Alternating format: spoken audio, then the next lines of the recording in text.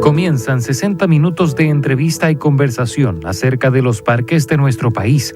Conoceremos de la historia e importancia que tienen para el crecimiento de la sociedad. En Radio U Central 107.1 FM presentamos Parques para Todos, con la conducción de Juan Medina Torres y Mariela Espejo.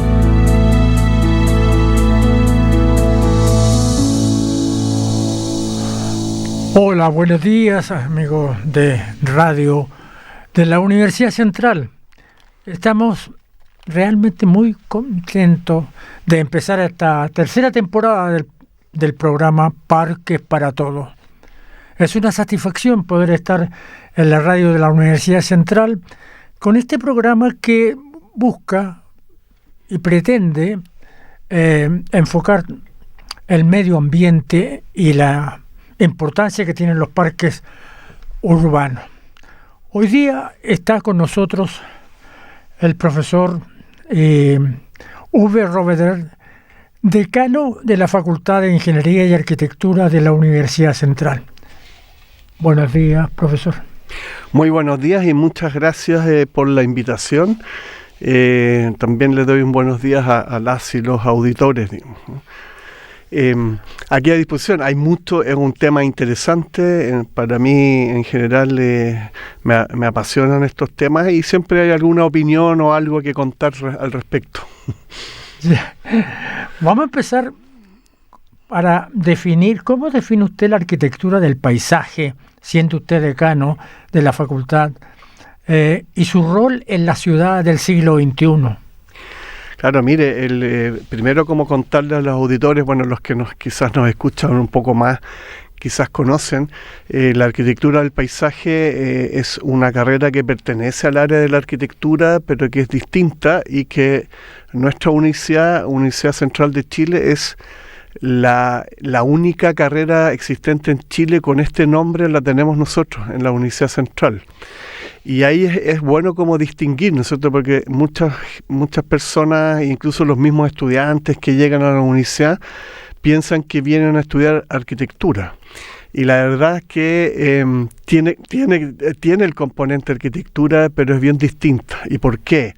Porque en general son, ahí preparamos personas, ¿no es cierto?, profesionales finalmente, que se llaman arquitectos del paisaje, y que tienen que estudiar en su trayectoria, bueno, el tema central es conocer de la biodiversidad urbana, conocer flora y fauna nativa, conocer mucho de árboles, o sea, tiene un componente científico en la carrera que un arquitecto común y corriente no tiene.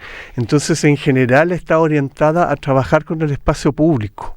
Y en el espacio público, claro, la inserción de la naturaleza, ¿no es cierto?, que hoy día cada vez le estamos dando más relevancia, porque trae muchos beneficios.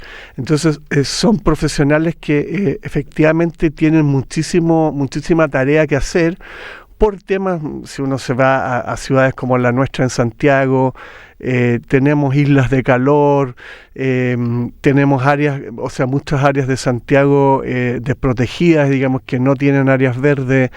Ayer veíamos un programa bien interesante que está desarrollando la carrera con jardines infantiles, insertar espacios verdes desde los niños más pequeños, para que empiecen a crecer desde temprana edad con componentes naturales. Y esto ha sido tan relevante, el tema como de incorporar la naturaleza en los procesos de enseñanza, más allá del profesional, ¿no es cierto?, que lo contaba ayer en esta pequeña inauguración de año académico que tuvimos de la carrera, que hoy día, por ejemplo, las grandes universidades que se disputan los rankings en el mundo, toda esta cosa que nos encantan los números y estar rankeados y ser mejores unos que otros, y las peleas que hay entre Harvard y Oxford, Stanford y, bueno, tantas otras, y Cambridge, de las que a uno le suenan, de repente aparece alguna universidad australiana dando alguna pelea, están entrando en los rankings de universidades chinas. ¿Y qué es lo que tienen? Por ejemplo, uno de los indicadores que nosotros no hemos mirado y que tienen estas universidades, y es que tienen disponibilidad de áreas verdes para los estudiantes.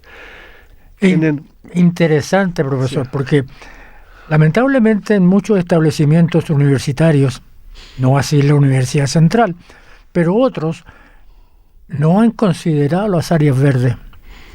Hay algunos campus, por ejemplo, ahí en Pío Nono, Sí, claro, que son edificios nomás. son edificios, evidentemente, y están fuera de la situación de espacios verdes. No, y eso como les contaba un poco, tiene repercusiones hoy día científicamente estudiado, ¿ah? Por eso me atrevo a contar. O sea, hay mucha literatura, hay mucho estudio científico, mucha investigación que señala que al tener en el fondo aulas o recintos que puedan mirar o que puedan respirar, ¿no es cierto?, algo de naturaleza, el aprendizaje empieza a ser mejor.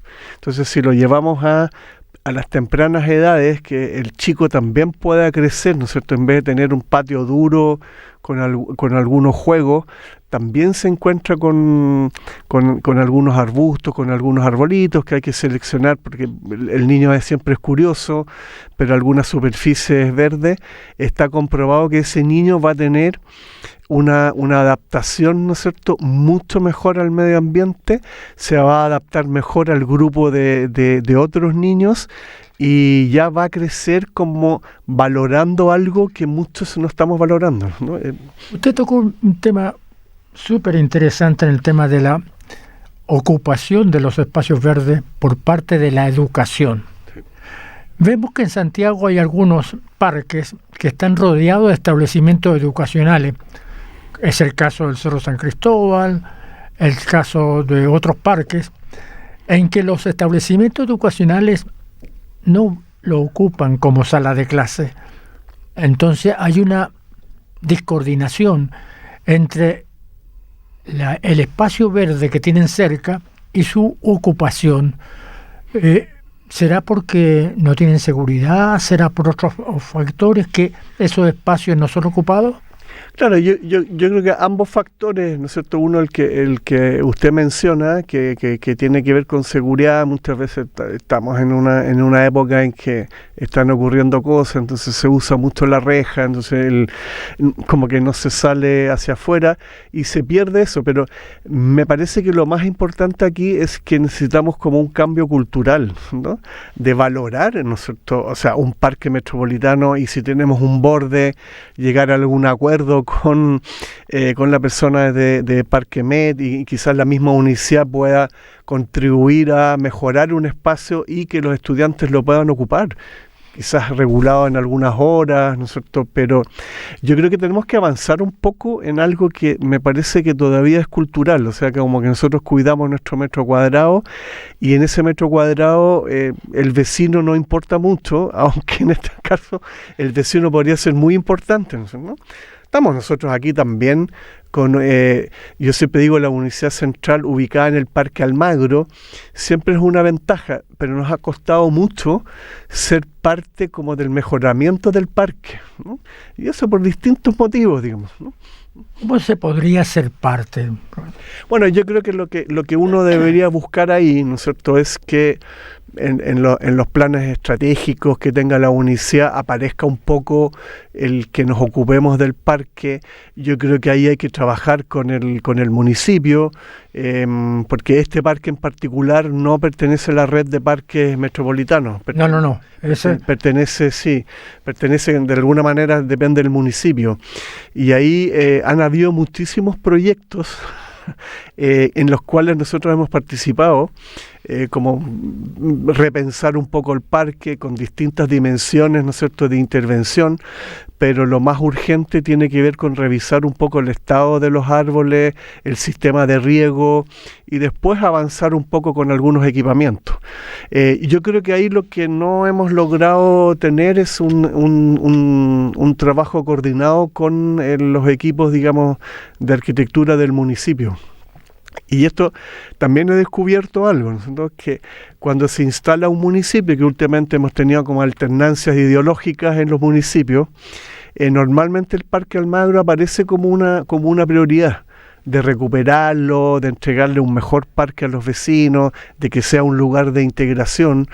Pero hay algo extraño que, existiendo ya 2 o 3 proyectos, uno aprobado, ¿no es cierto?, con recursos asignados, finalmente los alcaldes deciden no avanzar con el proyecto porque hay un, no sé, desde mi punto, como un vacío legal en que lo que le entrega, ¿no es cierto?, este fondo, que es un fondo, no me voy a acordar el nombre,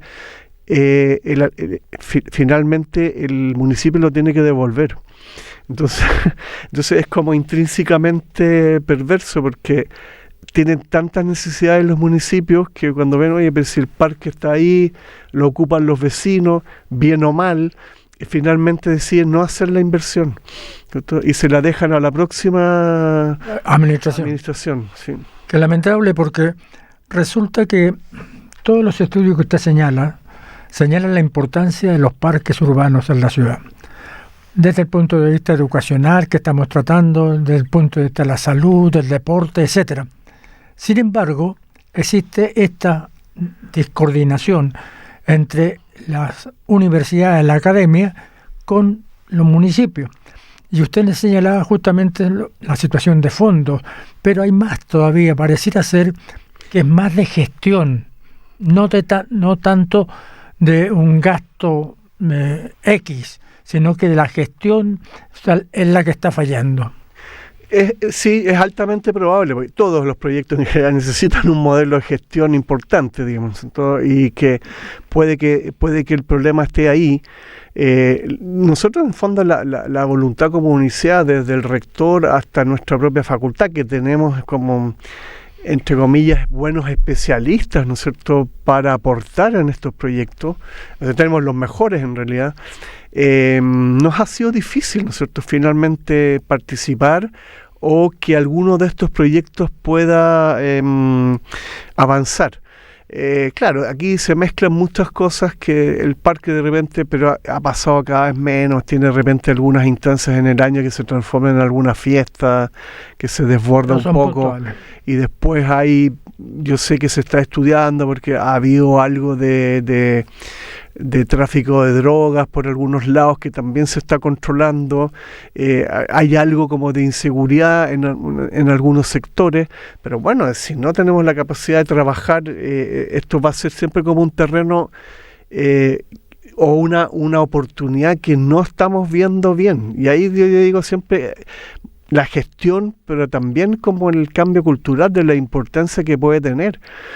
Yo creo que el crecimiento de muchas torres de edificios aquí alrededor, ¿no es cierto?, sobre todo avanzando entre la Alameda y lo que le podría ser Santa Isabel, que hay una cantidad de edificios altos de 20, 25 pisos, se densificó porque tenían un patio muy bonito que es el Parque Almagro, digamos, ¿no? Y mucha gente se vino a vivir acá, y uno ve algunas tardes, algunos lugares que efectivamente se ocupa bastante el parque. Yo diría que se ocupa bien, no quiero estigmatizarlo, es que suceden cosas a veces, pero está ahí, o sea, tenemos algo que debiéramos trabajar. Yo a veces me pregunto qué es lo que pasa. Quizás, como dice usted, es simplemente un tema de gestión. Sobre el tema, vamos a seguir conversando después de esta pausa musical. Estamos de regreso con más Parques para Todos, junto a Juan Medina Torres y Mariela Espejo.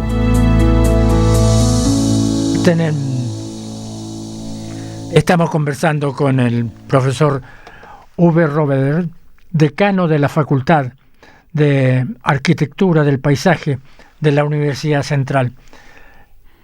Él es arquitecto y además tiene un magíster en pedagogía universitaria. Así es. En este primer segmento ya vimos la visión pedagógica del profesor, en que nos ilustra sobre la ocupación especialmente del Parque Almagro, que es vecino a la universidad, y cómo lamentablemente no ha habido una relación que pudiera mejorar entre el municipio y la universidad, pudiera mejorar este parque. Sobre ese tema yo creo que podríamos conversar mucho tiempo, pero yo quiero pasar a preguntarle qué importancia tiene la investigación dentro de la universidad, en la Facultad de Arquitectura. Bueno, es un tema fundamental. Más allá de que hoy día una universidad compleja y que ya tiene un nivel de acreditación avanzada, debe investigar. Esto ya no es como que queramos o no queramos, digamos, ¿cierto? Sino que en el ser universitario el tema de la investigación es fundamental. Porque es por ahí, más allá de generar buenos profesionales, que es y yo creo que podemos aportar con algunos proyectos de impacto a los territorios, a la sociedad. Entonces, en particular, yo podría referirme también en el aspecto de lo que hemos hecho a nivel de justamente el CEAUP, que es uno de los centros de investigación que tienen, que es Centro de Arquitectura, Urbanismo y Paisaje, ¿no es cierto? Tenemos un centro de investigación y la misma carrera Paisaje. Hemos tenido ya en los últimos 3 años proyectos muy interesantes que han sido entregados, que han sido hechos en general con fondos externos de ANIT, y ahí y también hemos trabajado en uno de esos proyectos con fondos del gobierno regional, y uno de ellos es un proyecto de techos verdes que no hemos podido, porque se hizo el proyecto, y es un proyecto que incluso está aquí encima de nosotros, aquí en el GHU está el proyecto base, Ya. Todavía está ahí. Y ese se hizo un prototipo de techo verde con flora nativa, que necesita poco riego. Bueno, se hizo automatizado. Y también aquí de nuevo hicimos muchos intentos con el MIMBU de poder instalar esto. Estuvimos a punto de llevarlo incluso aquí al centro de Santiago, donde están los edificios del Ministerio de la Vivienda, y colocar ahí un techo verde como para avanzar. Este proyecto es bien interesante porque desmitifica un poco la complejidad de mantención de un techo verde, ¿no es cierto?, si se hace bien y se instala en una comunidad. Podría tener muchos aspectos positivos, como bajar las temperaturas cuando sube mucho en verano. Tenemos otro proyecto. ¿Esos proyectos de techo verde se han hecho en otros países? Se han hecho, sí. Hay experiencias. Hay experiencias que uno ve de repente a nivel de grandes ciudades, ¿no es cierto?, en que cuando se juntó mucho edificio, empezaron a colocarles techos verdes a todos estos edificios, y uno ve de repente volando desde el aire, ve una capa verde y le devuelve a la ciudad, más allá de una protección, ¿no es cierto?, le devuelve biodiversidad, le devuelve pájaros, le devuelve una serie de vida a la ciudad, que también son elementos importantes. Ahí tenemos otro proyecto que se desarrolló en la facultad, que se llama, ese fue con el gobierno regional, Jardines Eficientes. Eso es con la idea de instalar en el fondo bandejones, áreas verdes en la ciudad, pero que sean muy eficientes desde el punto de vista del riego. Ahí está tocando un tema sobre el cambio climático. También, o sea, yo creo que los dos temas que tocamos están directamente relacionados con cambio climático.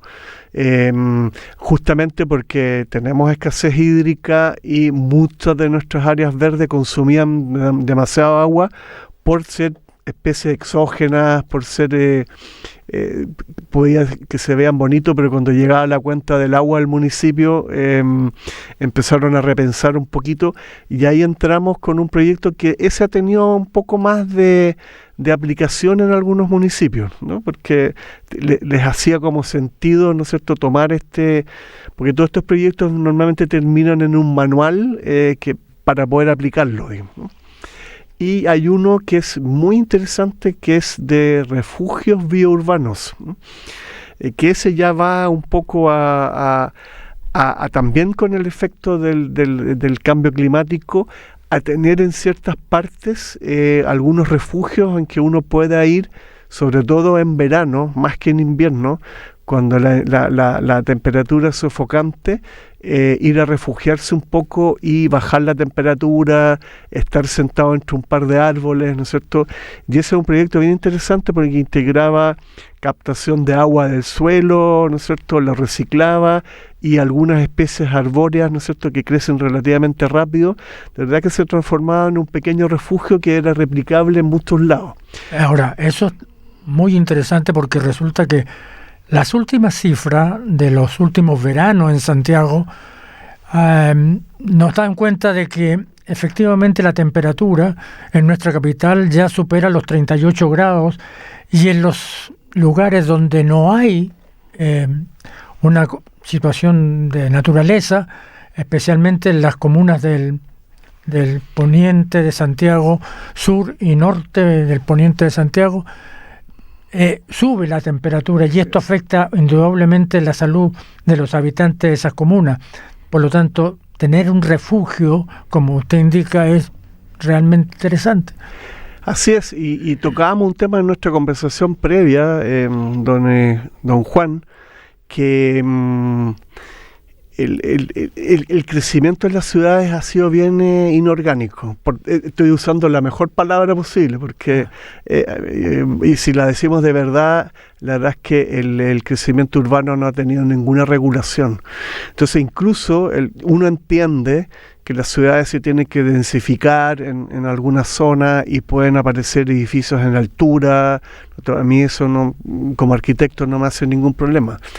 Pero si planificáramos bien, nosotros uno debería estudiar un poco las situaciones de dónde se producen algunos vientos en Santiago, de qué direcciones vienen, cómo cambian de invierno a verano, y los edificios pueden ayudar a ventilar también, si es que no hago islas cerradas, ¿no?, sino que genero calles en el fondo de viento con los mismos edificios.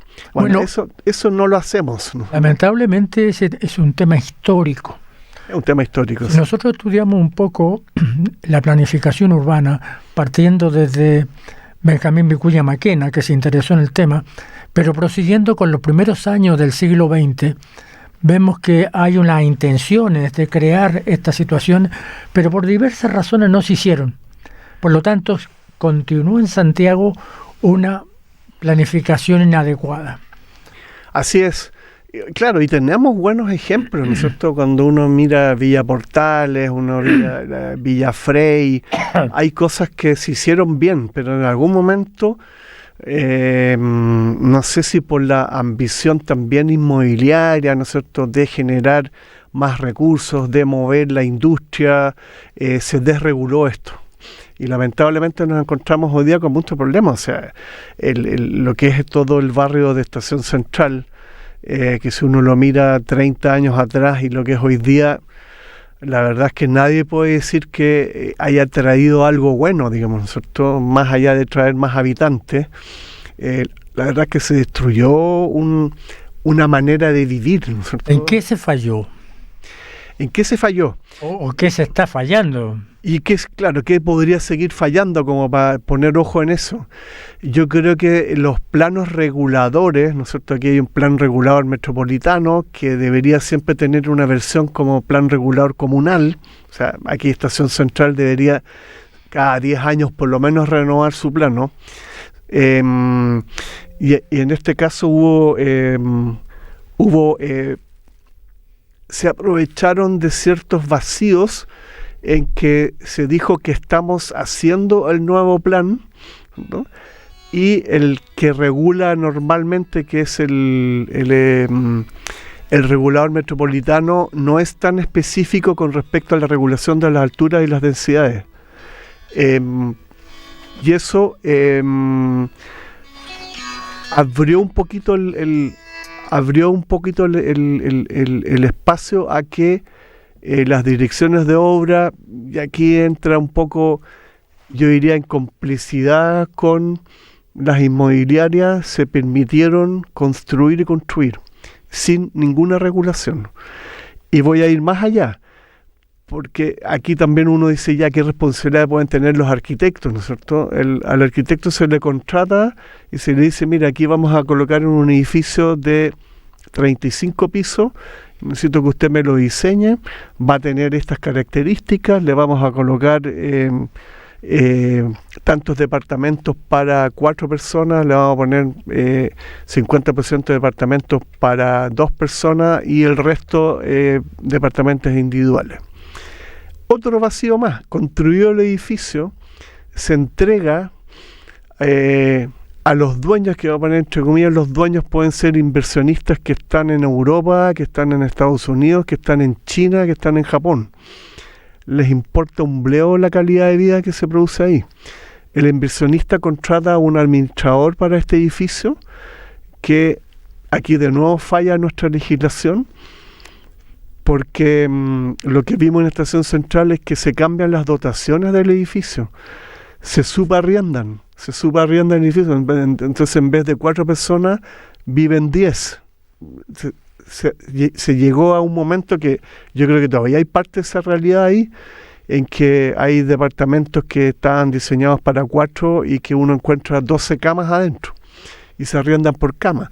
Y usted comprenderá que eso tiene un efecto directo sobre cómo fueron diseñados los ascensores, las vías de evacuación. Es peligrosísimo porque no se diseñó para esa dotación. ¿Y qué pasa con estas personas que viven hacinadas, que en realidad van a ocupar una cama para vivir, pero el resto de su espacio van a estar en la calle, porque adentro no es muy grato para vivir?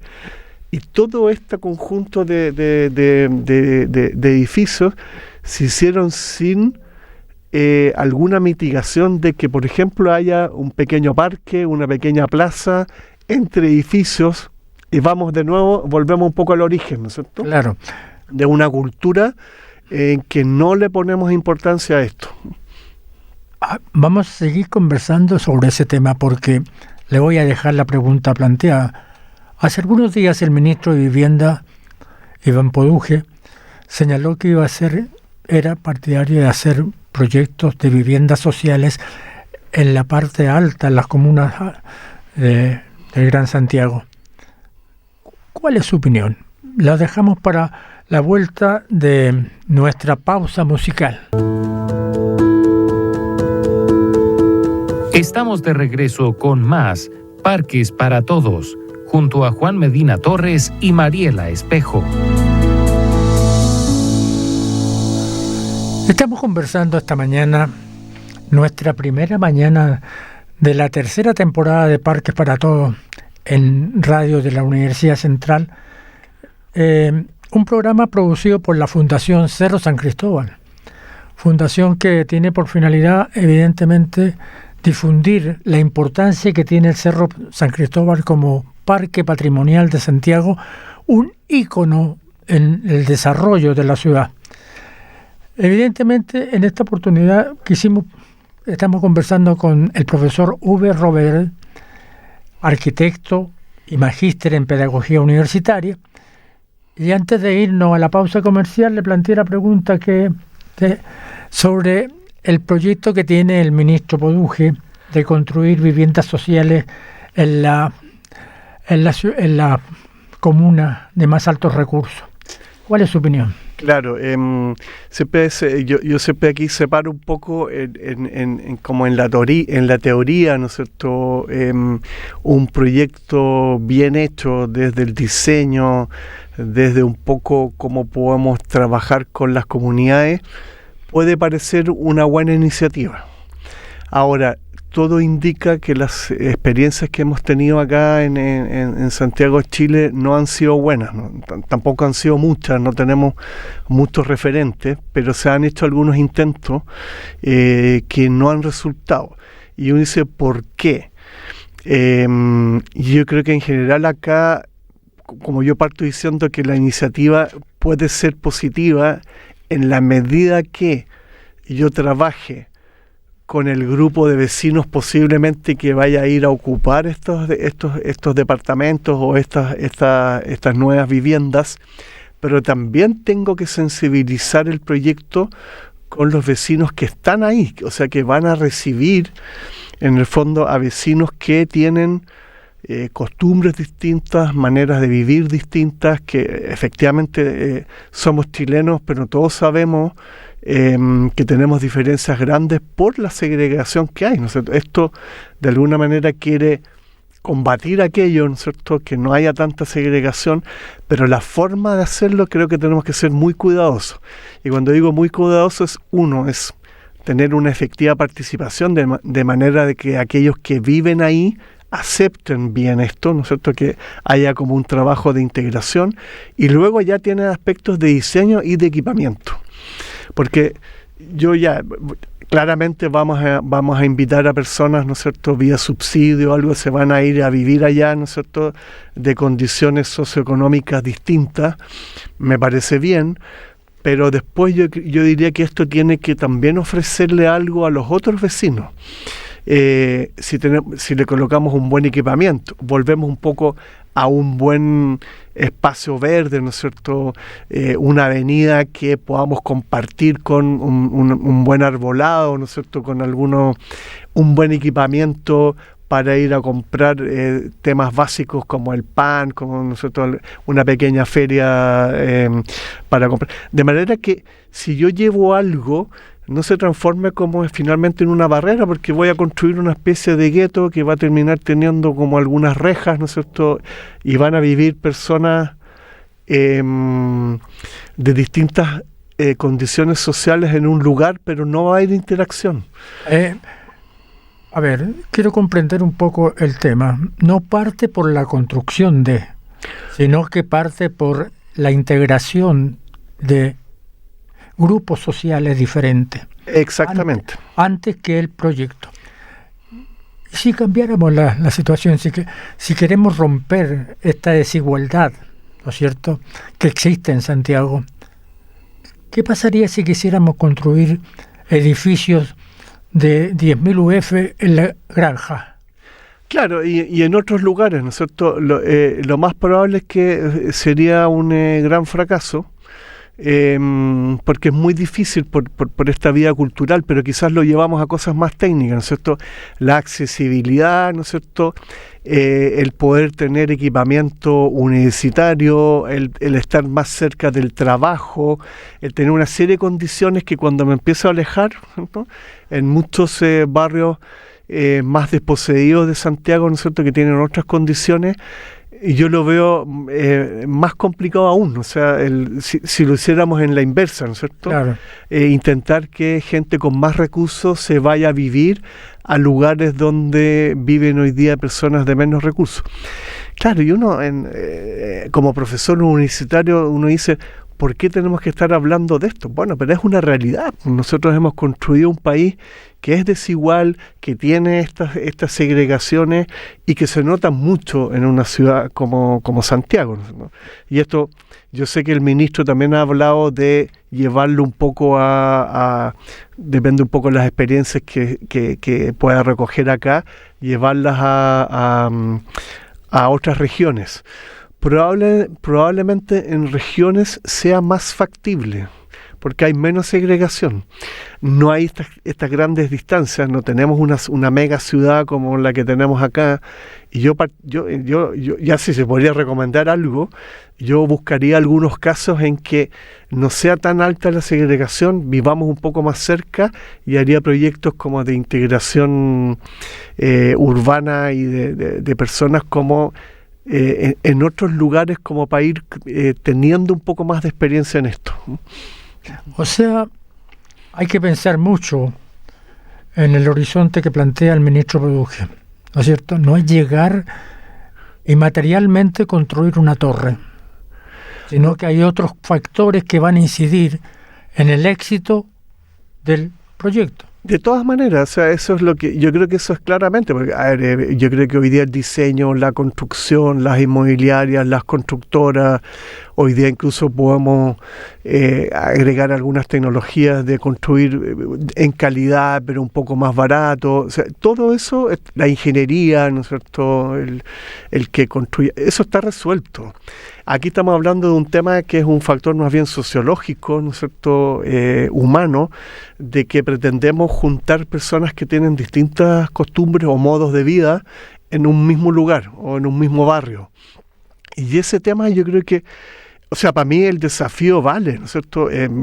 Llevémoslo adelante, pero hagamos el ejercicio, ¿no es cierto?, de ver un poquito cómo lo toman las personas que van a recibir, ¿no es cierto?, que ya viven en estos lugares, qué opinión tienen, qué les vamos a ofrecer un poco a ellos, porque hoy día los efectos en general de las pocas experiencias que hay, es que a ellos les baja la plusvalía de sus terrenos, ¿no? Al insertar un tema de vivienda social, ¿no es cierto?, de otras condiciones, lo que pasa alrededor les baja las plusvalías de sus terrenos, no al contrario, digamos. Y eso es un factor importante. Sí, claro. Entonces, claro, si me baja el valor de mi terreno donde yo vivo, evidentemente que no voy a mirar con buenos ojos todo el proceso de integración, que tiene muy buenas intenciones, pero claro, topa con esta realidad económica.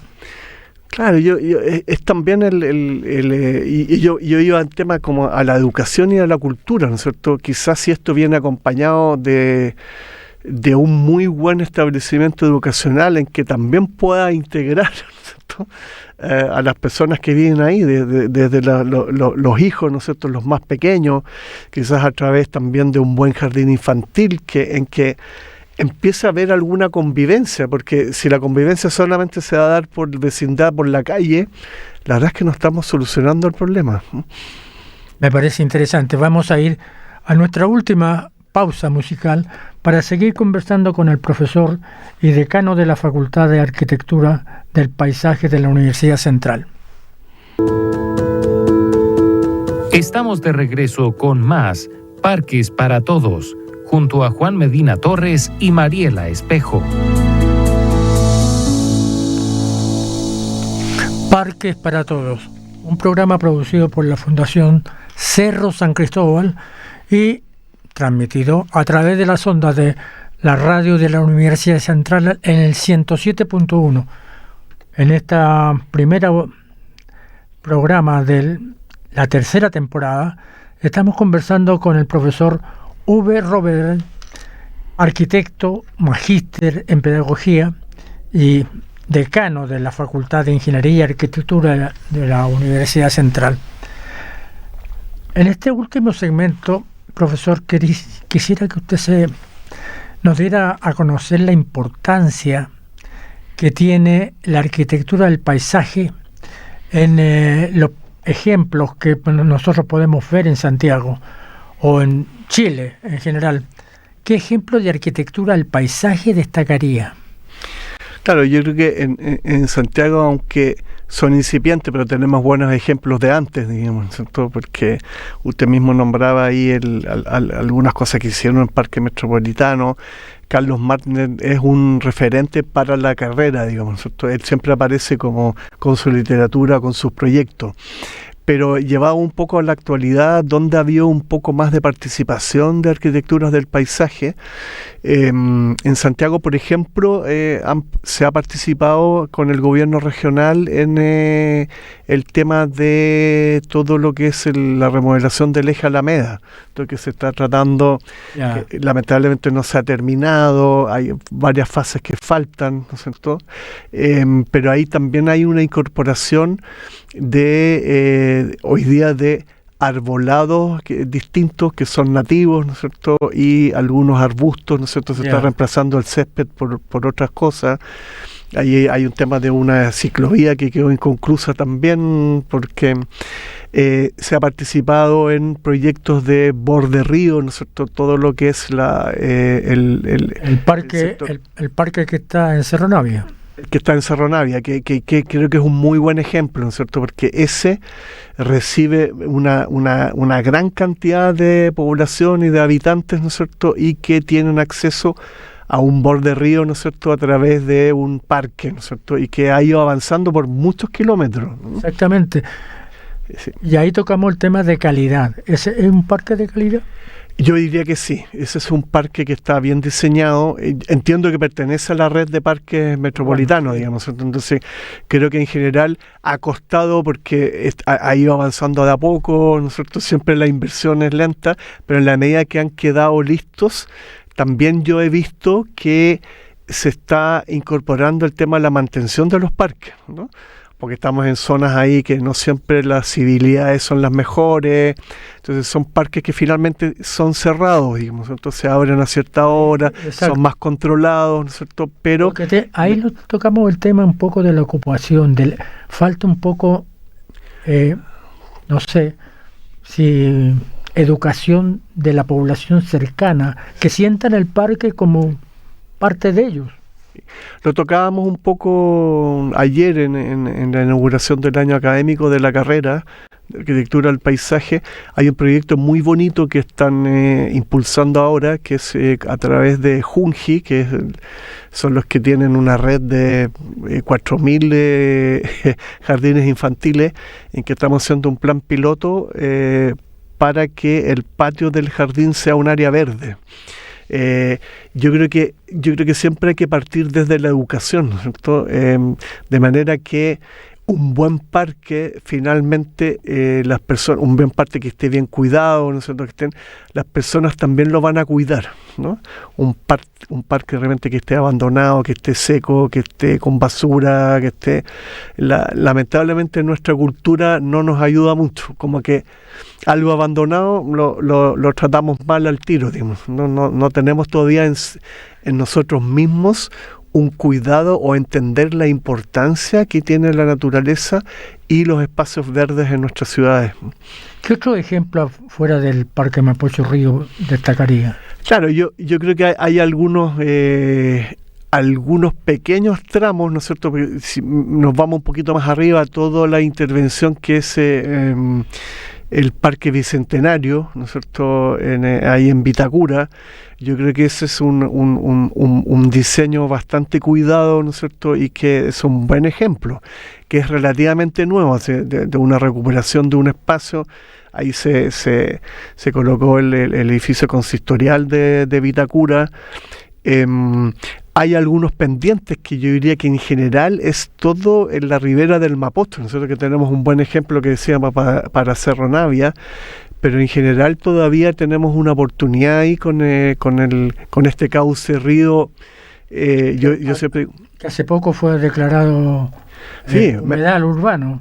Menos mal, porque eso le puede dar una configuración también de estética un poco distinta, ¿no es cierto? Que empiece a ser un poco más natural, que crezcan algunas especies, ¿no es cierto? Que controlemos bien y lo más importante es que no se nos ensucie el agua, pero que finalmente se transforme también en entender que eso es como una vena importante o una arteria de la ciudad que nos entrega vida, ¿no es cierto?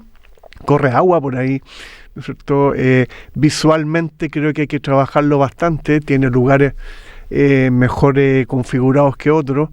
En muchas partes todavía uno encuentra muros rayados, hay un proyecto de una ciclavía ahí que pasa por dentro, que tampoco se mantiene muy bien, ¿no? Entonces, pero yo creo que tenemos muchas oportunidades de lugares para recuperar. Yo creo que en el borde de la ciudad, yo creo que hay un buen ejemplo que también han participado arquitectos del paisaje, que es el Parque Mahuida.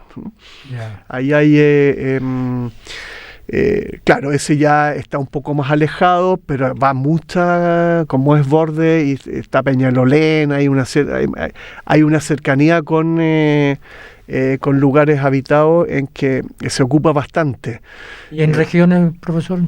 Y en regiones yo diría que, claro, y yo le hablaba como lo importante de las mediciones de calidad de vida. Y si nosotros vemos un poco las ciudades en Chile que mejor califican en calidad de vida, está Valdivia, está Puerto Varas y está La Serena. Todas son ciudades que de alguna manera tienen algún borde, sea fluvial o sea costero. Y las ciudades que tienen bordes, ¿no es cierto?, y que están cuidados y que se han hecho diseños, ¿no es cierto?, de áreas verdes con interacción con el agua. Bueno, Valdivia es un buen ejemplo, es una de las pocas ciudades que aprovecha su río, digamos, ¿no?, con transporte fluvial, está bien integrado al paisaje y además se transformó en una ciudad cultural. Ahí hay buenos ejemplos en el fondo de recuperaciones de bordes, en este caso fluviales, pero también están los bordes de algunos lagos. Y siempre hay como coincidencia.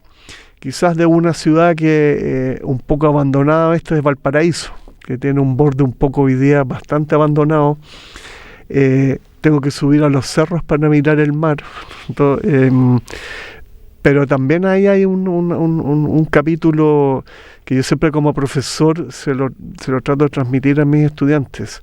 Es distinto vivir en condiciones de pobreza, pudiendo mirar el mar de fondo, que teniendo muros edificados a 5 metros. Profesor, lamentablemente el tiempo es nuestro verdugo en términos de aprender. Y usted ha sido un ejemplo de aprendizaje y le agradecemos su participación en el programa Parques para Todos, que transmitimos todos los jueves de 9 a 10 de la mañana por radio de la Universidad Central. Muchas gracias. Muchas gracias, hasta luego.